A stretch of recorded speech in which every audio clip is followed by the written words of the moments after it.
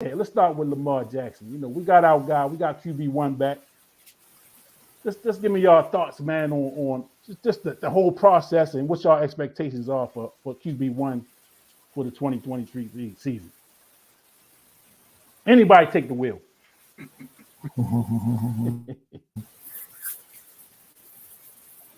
Don't all jump at once. Well, I mean, Well, so excited for the football season, of course. Been waiting for this. Lamar Jackson got weapons. Mm-hmm. OBJ, the young fella they drafted. Flowers. Rashad Bateman, Andrews. I mean, Aguilar, the other tight end. I mean, Hey Dobbins. Gus Edwards is back. I mean, this offense is ready to fly. And and maybe the biggest addition to the team other than Lamar may be the offensive coordinator, Monken. I think they got the I think that when I heard him say he's going to make the defense cover every inch of the field, that's what I like to hear, because, Greg Roman had everything compact and he didn't even cover the whole field. But with this guy Monken and with these receivers, I mean, this offense, man, is going to be fire, man. It's going to be fire. I'm excited. I think Lamar Jackson, man, of course, we always got to say if these players stay healthy, I think Lamar Jackson is going to be in the running for the MVP. I don't think he's reached his ceiling yet. He's got that number 8 on his back. And, man, number 8, man, is the number of change. And this guy has come to Baltimore. I mean, come on, man. Joe Flacco. I mean, he did this thing and got us the Super Bowl, Kyle Bowler. I mean, you can go down the list, man. Old Steve McNair. I mean, come on, man. Lamar Jackson has lit this town up. And, I mean, he's a fan favorite all across the NFL. He's got fans everywhere. So this is going to be a big, big year for the Ravens. I'm excited. I got Lamar Jackson in the running for the MVP. And right now, I'm already out on the left. I think that first preseason game that we had against the Eagles was a preview of the Super Bowl. What you got, Glenny? Wow, man, I'm excited for football overall, but to know that Lamar Jackson is on my team, I'm excited. I think he's a leader. I think he's again, with all the weapons, the sky's the limit with this brother. The sky is the limit. They try to put all these other quarterbacks in front of him, and again, they paying him all this money, but I think he has the best shot this year to get that MVP. And for us to possibly win this Super Bowl this year, Lamar Jackson, I'm riding with him. And we got a running game by committee. I like that. I like the options of the tight end. Now we got a slot receiver and we got the bookends. So I'm excited. We got somebody to get the top of it. We got the inside. So no excuses for me. I'm Lamar Jackson. He's here, but it looks good on paper. Yeah. But I want to see some big things. I don't want no excuses this year. And this is what, his 5th year? Is this his 5th year? Fifth or sixth. 5th year? I think it's his 6th year. I think it's his 6th year. This is the time. He's in the prime of his career, and I just hope he stay injury-free. I'm excited, man. I'm excited. What you got, Mark? Yeah, it's interesting. You mentioned it before, Kenny. I think we have been so used to the Ravens model, which was, like you said, we had a crazy locker room of led by Ray Lewis and a killer defense and a kind of a basic offense. But we had this, like you said, Kenny, we took for granted the fact that we just had a stellar locker room. Any player could come to our team and fit into the system, and it wouldn't be long for them to snap in and be like a Raven, Now this year, it's so funny, then I'm working on television. It's interesting to see the Odell Beckham, the energy's different. Like we have like a matinee idol type, Lamar wasn't a glamour guy. I mean, he had a damn hair, but, now with the money and Odell and Flowers we have kind of a more splashy system than we've ever had. We've never had this, where you had like marquee idol type energy. You know, the ladies are like, oh, Odell, you know. Ain't nobody really being like, oh, Lamar, but you know what I'm saying. but the fanboys are though, because that's what Lamar is, the player to have on your PlayStation. And so, like you guys said, man, it's exciting times, man. You know, and I really do think. I think in the back of our minds, injuries are always scary, but that's the NFL, and that was the thing about Lamar's money. Everybody else, you know, now everybody get Lamar money, right? And that's why it was such a critical turn, because the NFL was in a kind of a messed up position. They knew once they gave Lamar the money, everybody else gonna get at least what Lamar got. So it was kind of like it was a, and like you said, Kenny, we're surprised because traditionally the Ravens don't go for that. They would have let him go. They wouldn't have paid the money. They would have moved on. But they kind of surprised us and said, okay, let's do it, right? And so I'm excited. A little different energy, and if I'm honest, I did as a fan. I fell off a little bit, which happens when the legends leave. Those years are kind of weird. You know, you see them, you know, the names aren't as familiar. And so I was kind of shaky as a Ravens fan. So I want to reclaim my Ravenship. And, you know, that when Ray stood by the ownership and wouldn't listen to having Kaepernick, I was a little shook. I was like, I was, you know, so I was in the gray area, but I'm back. So I'm back. Back on board, I guess. Yeah, I was doing a little NFL kind of protest, because I was just like, it was just kind of interesting how they just straight up blackballed your boy. But hey, it is what it is. Yeah, it is what it is. Yeah. And if y'all go into the Sports Mix Files, we did a show on Colin Kaepernick when he had his when his movie came out on Netflix. There, you know, his series came out on Netflix. We did a whole little show on that back then, man. So y'all go into the Sports Mix Files and pull that show up. Some good stuff on there. Real powerful discussion. Yeah, for sure. So I see my man Antoine say Super Bowl or bust for our Baltimore Ravens, and I'm not a Super Bowl or bust kind of guy, you know. Because it's not easy. I think that's one thing too. It's not easy to win. You can have, you know, I know a lot of Dallas Cowboy fans, and they think they're gonna win the Super Bowl every year. regardless of sucking forever. Yeah, you know what I'm saying? So again, I just think, man, I'm just more realistic. Yeah, my expectation, I think I want to win every game every year. You know, that's me. I want to win every game every year, but I know that's not reality. You know what I'm saying? We're gonna win some, we're gonna lose some, we're gonna lose some, we should have won. We're gonna win some, we should have lost. But my thing is, my expectations are high for sure. I think this year, unlike any other year, with Lamar, he signed this year, so they don't have the pressure of the contract talk. You don't have to worry about that. That's done. In my opinion, last year he didn't look like he was having fun to me. And while they were winning games, he just didn't look like he was playing loose. You know, and who wouldn't think about that contract, you know, week to week? Yeah, I'm not going to negotiate during the season, but damn it, I'm thinking about it. You know, am I going to be here next year? Is it going to work out here? And then a lot of times you got to play it close, because you don't want to go talking and saying stuff, and then you end up messing up your negotiation because you're doing too much talking to the media or talking on social media. So you got to play the game. So he played the game, and I think from a standpoint of a young kid, man, with all of the energy he brought to the team in his first couple of years, Lamar's out there having fun, man. He looked like he's on the playground, shaking people, and he laughing and he having fun. I just didn't see that from him last year. And then the injury on top of that, you know, just made the season a damper. And if Lamar Jackson played in that playoff game against Cincinnati, we win that game easy. Because Lamar, the one thing he's going to do is put points on the board. Right. You know what I'm saying? And we had Snoop, and Snoop was moving the ball, but, you know, the one fatal play on the goal line, you know, kind of was the definition of the season, man. But I think with Lamar back, with the contract out of the way. So he signed, sealed, delivered for the next 5 years.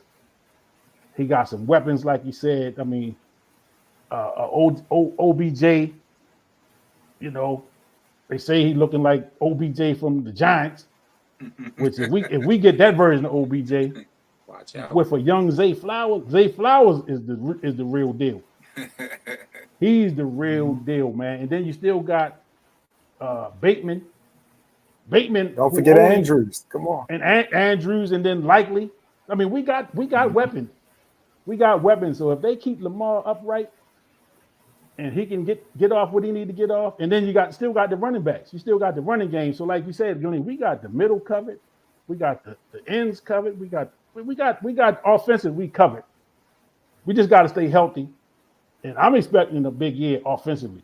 You know, I'm expecting big numbers. They say Lamar is what? They average 28 a game when he starts, 27 points a game when he starts. We might be 30, 33 a game this year. That's just me. But look at this. But look at this AFC though, man. Look at this AFC. Mm-hmm. You got the Jets, you know, who is loaded. You got Miami up and coming. You got the Bills that's establishing themselves, you know. Then you got the Steelers are going to be the Steelers. I don't care. The records are thrown out with them. The Steelers are going to be the Steelers. Yep. You know, you got the Bengals. They are stacked. They just as stacked as we are. So in my mind, I don't even want to talk contract no more. You said is New Year's Eve, right? Yes, sir. Tomorrow the season start. I'm concerned about this AFC list that I'm looking at now. Of these teams that's up and coming. You got the Jaguars up and coming. I believe they are on our schedule. Yeah. So I'm simply ready for some football. I believe we're going to be competitive, and I think that Lamar's going to take us how far we go, and just stay injury free. But the AFC, we got so many potential teams. We got the Chargers, the Raiders. Come on, man. We gotta play some football this year. Yeah, it's gonna be exciting. It's gonna be exciting year. Don't forget the Chiefs. Oh, we can't forget them. I don't know if you said the Chiefs, but you're right. AFC is loaded, man. And I mean even division, because I don't think Cleveland is gonna be a pushover. Of course, Cincinnati, you know, they tough, and Pittsburgh is Pittsburgh. So and all of these teams are improved. So our division is going to be tough, man. Yep. But I think that our defense, you know, with Roquan in the middle and Patrick Queen playing the way he was playing, that was a big step up. And we never really got to see too much of Lamar quarterback while Roquan is in the middle on defense. We saw a couple of games, but we haven't got a chance to really see that. The defense, you know, I'm a little worried a little bit about, you know, Owe and the Jabo, young guys. You know, when you know, Kenny, you mentioned Jonathan Ogden and Ray Lewis. I mean, arguably, that could have been,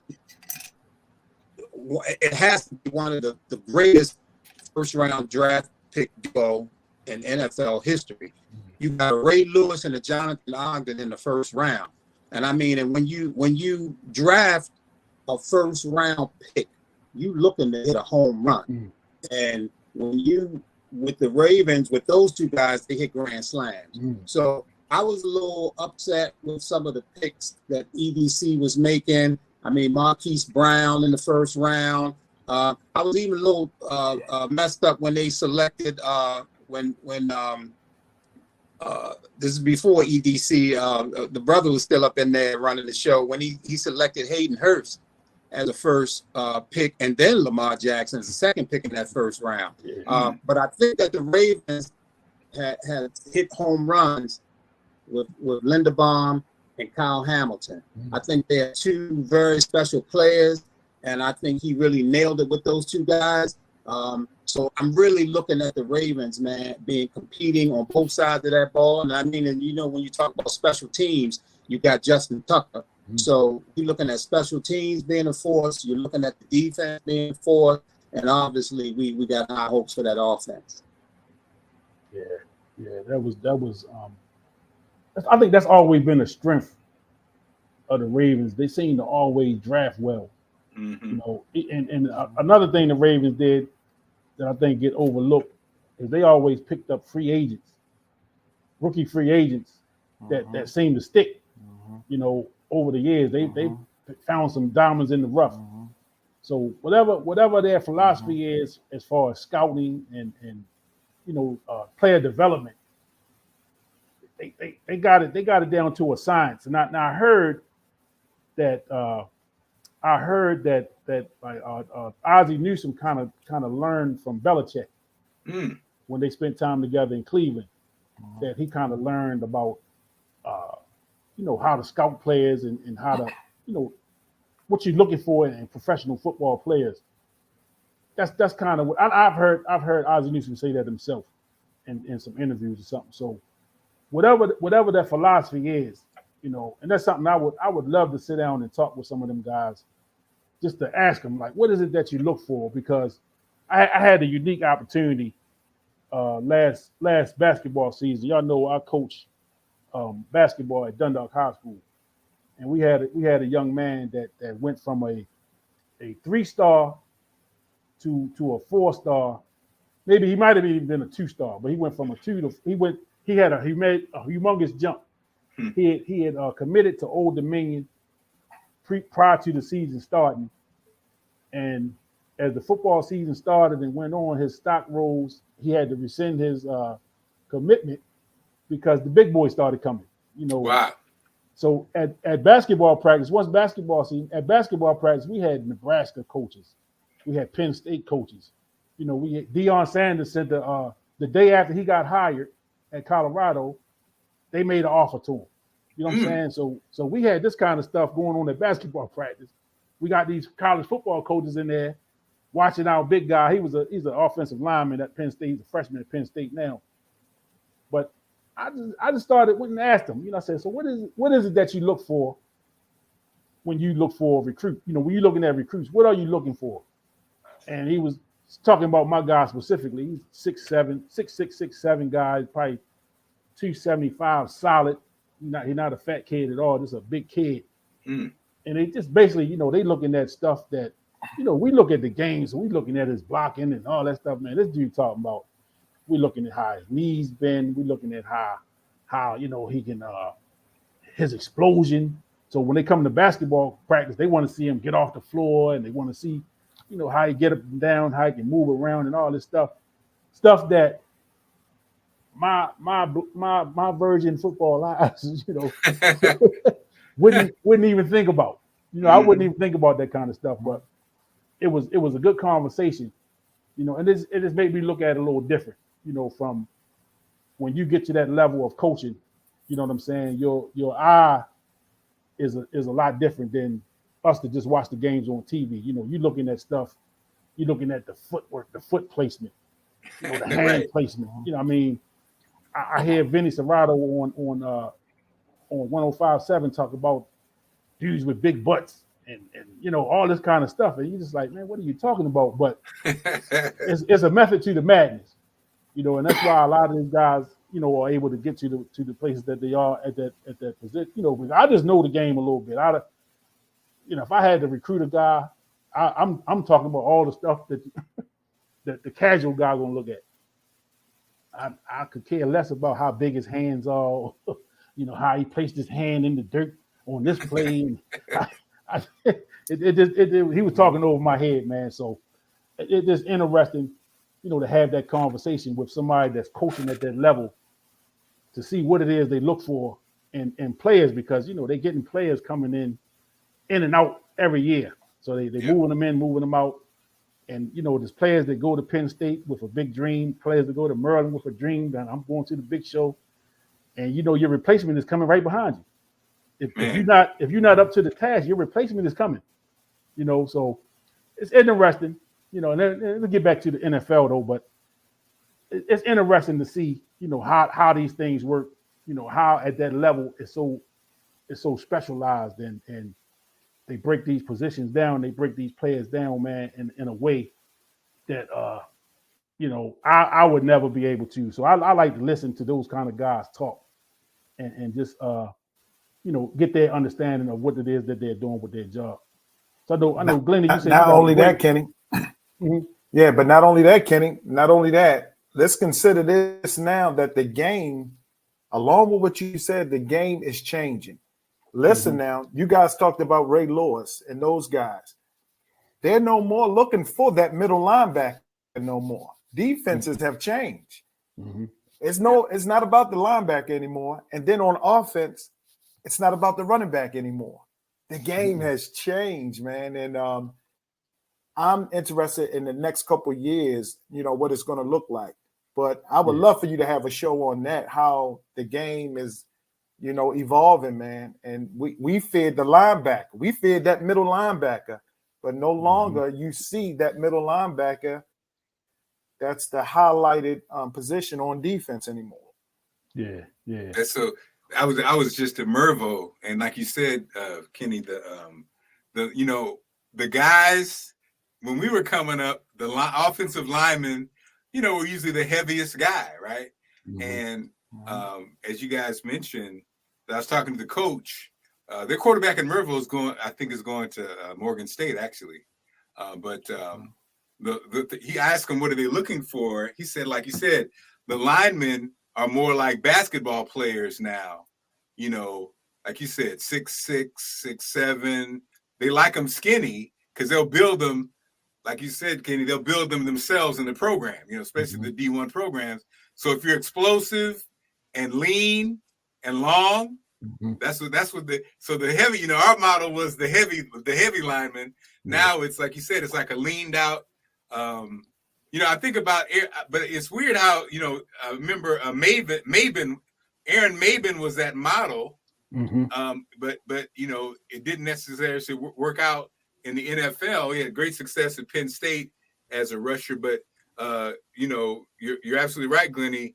The game has changed. Just imagine when we were coming up, the running back was everybody wanted to be a running back. I know I did. I was a fullback, but linebacker, running back, that was the thing, right? And now, but the funny part about it is it's almost like,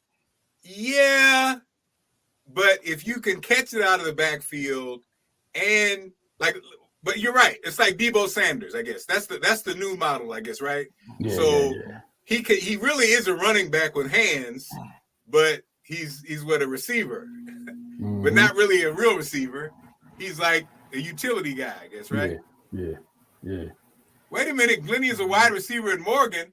Oh, we got the legendary. Okay. Glenny, put some numbers up there. Okay. I know. So Glenny, I know you said you had to break. So I know before you any parting words before you jump off.